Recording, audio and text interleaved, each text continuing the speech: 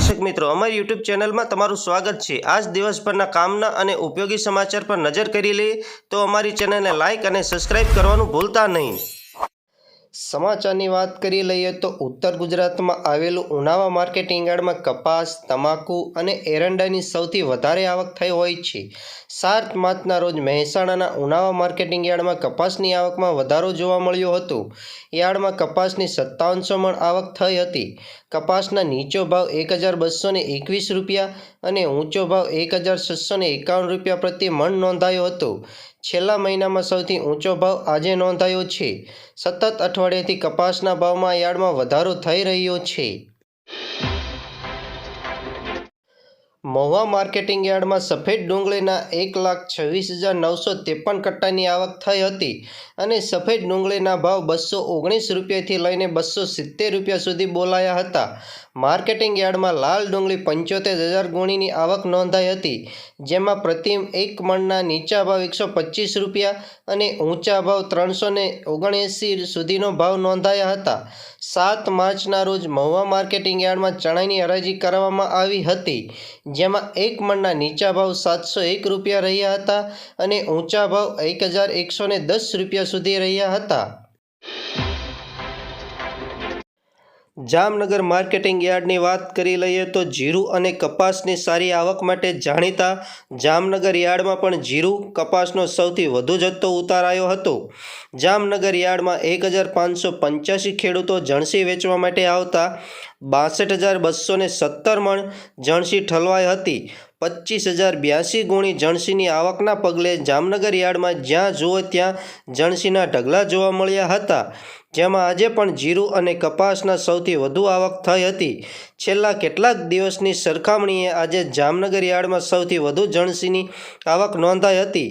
યાર્ડમાં કપાસમાં 9,000 મણ આવક થઈ હતી અને એક મણના ભાવ 1100 રૂપિયાથી લઈને 1650 રૂપિયા સુધી બોલાયા હતા। બનાસકાંઠા જિલ્લાની વાત કરી લે તો બનાસકાંઠા જિલ્લામાં મોટાભાગના લોકો ખેતીના વ્યવસાય સાથે જોડાયેલા છે। જિલ્લાના ખેડૂતો અલગ અલગ જણસીની ખેતી કરી અને સારા ભાવની આશાએ માર્કેટિંગ યાર્ડમાં વેચી સારી આવક મેળવતા હોય છે।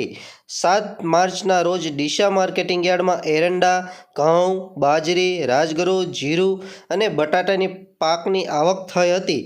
આજે ડીસા માર્કેટિંગ યાર્ડમાં એરંડા 306 બોરીની આવક નોંધાઈ હતી, જેમાં 20 કિલોના 1175 રૂપિયાનો ભાવ બોલાયો હતો। જૂનાગઢ માર્કેટિંગ યાર્ડની વાત કરી લે તો 7 માર્ચના રોજ જૂનાગઢ માર્કેટિંગ યાર્ડ ખાતે વિવિધ જણસીઓ આવક નોંધાઈ હતી। યાર્ડમાં ખેડૂતોને પોષણક્ષમ ભાવ મળતા ખુશીની લહેર જોવા મળી હતી। આજે કુલ 17 જણસીઓની આવક નોંધાઈ હતી, જેમાં તુવેરના અને ઘઉંના ખેડૂતોને ખૂબ જ સારા ભાવ મળ્યા હતા। આજે તુવેરના 4,110 ક્વિન્ટલ આવક નોંધાઈ હતી। તુવેરની આવક સામે એક મણનો ઊંચો ભાવ 2,056 રૂપિયા બોલાયા હતા। રાજકોટ માર્કેટિંગ યાર્ડની વાત કરી લઈએ તો અત્યારે જણસીની મબલક આવક જોવા મળી રહી છે। યાર્ડમાં ડુંગળી હજુ પણ ખેડૂતોને રડાવી રહી છે, તો લાલ મરચાના ખેડૂતોને સામાન્ય ભાવ મળી રહ્યા છે, જ્યારે કપાસના પાક લઈને આવેલા ખેડૂતોને ચહેરા પર ખુશીની ચમક જોવા મળી હતી। રાજકોટ માર્કેટિંગ યાર્ડમાં સૌથી વધારે ટુકડા ઘઉંની આવક થઈ હતી। યાર્ડમાં ટુકડા ઘઉંની 3,950 ક્વિન્ટલ આવક થઈ હતી। ટુકડા ઘઉંનો એક મણનો ભાવ ખેડૂતોને 498 થી 576 રૂપિયા મળ્યા હતા। હવામાન સમાચારની વાત કરીએ તો રાજ્યના વાતાવરણને લઈને હવામાન વિભાગે આગાહી કરી છે। હવામાન વિભાગના આગાહી કરી છે કે આગામી 5 દિવસ વાતાવરણ સૂકું રહેશે, તેમજ 3 દિવસ બાદ લઘુત્તમ તાપમાનમાં 2 થી 3 ડિગ્રીનો વધારો થશે। આ મહત્તમ તાપમાન પણ 3 દિવસ બાદ 2 થી 3 ડિગ્રી વધારો જોવા મળશે, જેના કારણે લોકોને ગરમીનો અહેસાસ થશે। સાથે જ ઉત્તર દક્ષિણ દરિયાઈ વિસ્તારમાં 15 થી 20 કિમીના પવન પણ ફૂંકાશે। બીજા અગત્ય સમાચારની વાત કરીએ તો કેન્દ્ર સરકારે સરકારી કર્મચારીઓને પણ ખુશખબર આપી શકે છે। સરકાર કર્મચારીઓના મોંઘવારી ભથ્થામાં 4%નો વધારો કરી શકે છે। હાલના કર્મચારીઓને 46% ડીએ મળે છે। 4%ના વધારા સાથે આ 50% થઈ શકે છે। બીજા અગત્ય સમાચારની વાત કરી લઈએ તો ભારત સરકારે ડુંગળીની નિકાસ પર લગાવેલા પ્રતિબંધોને હળવા કરવાની શરૂઆત કરી છે. ઘરેલું માર્કેટિંગ યાર્ડમાં ડુંગળીના સપ્લાય રેગ્યુલર થતાં અને ખેડૂતોની કિંમતમાં ઘટાડો થતાં સરકારે આ નિર્ણય લીધો છે, જેને કારણે પાડોશી દેશમાં ડુંગળીની કિંમતમાં ઘટાડો થશે. તાજેતરમાં જ કેન્દ્ર સરકારે ભૂતાન, બહેરીન અને મોરિશિયમ ડુંગળી મોકલવા માટે પરવાનગી આપી છે.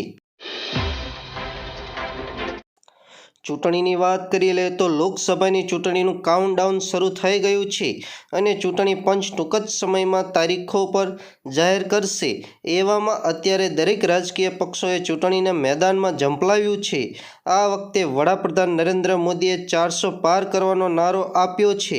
પહેલાં બિહારમાં નીતિશ કુમાર સાથે ગઠબંધન કરીને એનડીએ સ્થિતિ મજબૂત કરી. આ પછી હવે ઓડિશામાં લગભગ 15 વર્ષ પછી તે તેના જૂના સાથી અને સત્તાગઠ બીજુ જનતા દળ સાથે ગઠબંધન કરવા જઈ રહી છે.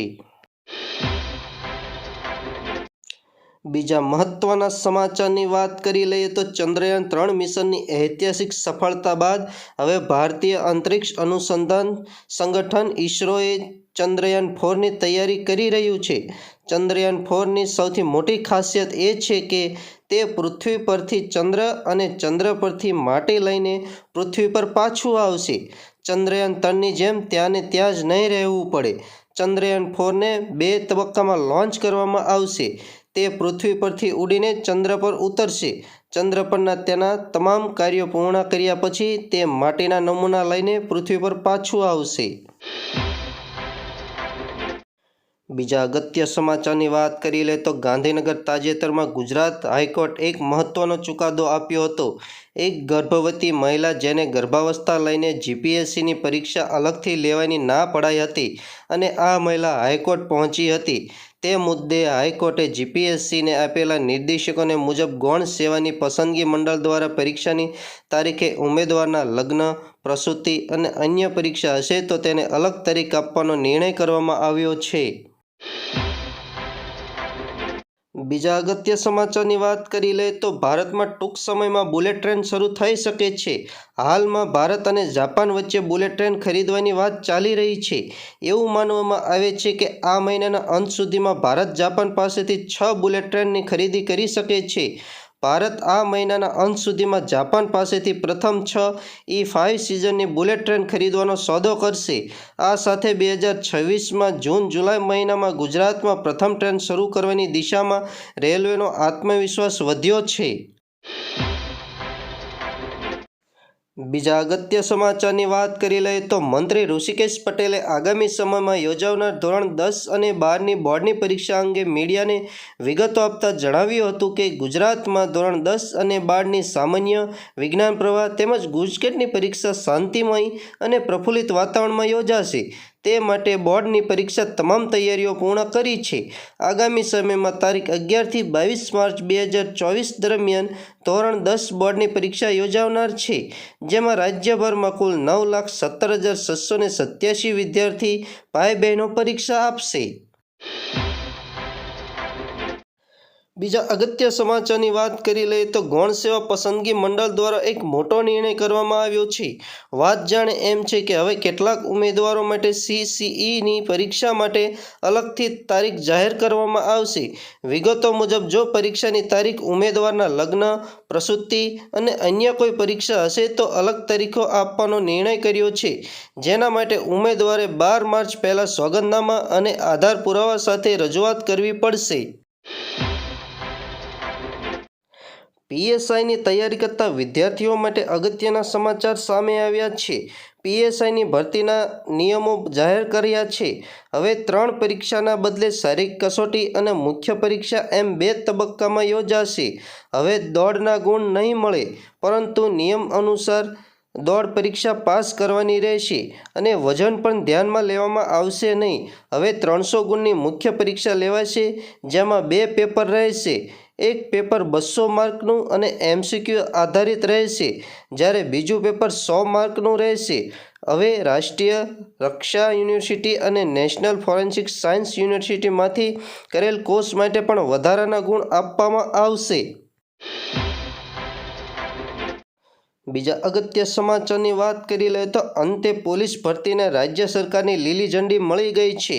બિન હથિયારી પોલીસ કોન્સ્ટેબલ 6,600 પોસ્ટ, હથિયારી પોલીસ કોન્સ્ટેબલ 3,302 પોસ્ટ, SRPની 1,000 પોસ્ટ, જેલ સિપાઈની 1,013 પોસ્ટ અને જેલ મહિલા સિપાઈની 85 સહિત 12,000ની પોલીસની ભરતી થશે.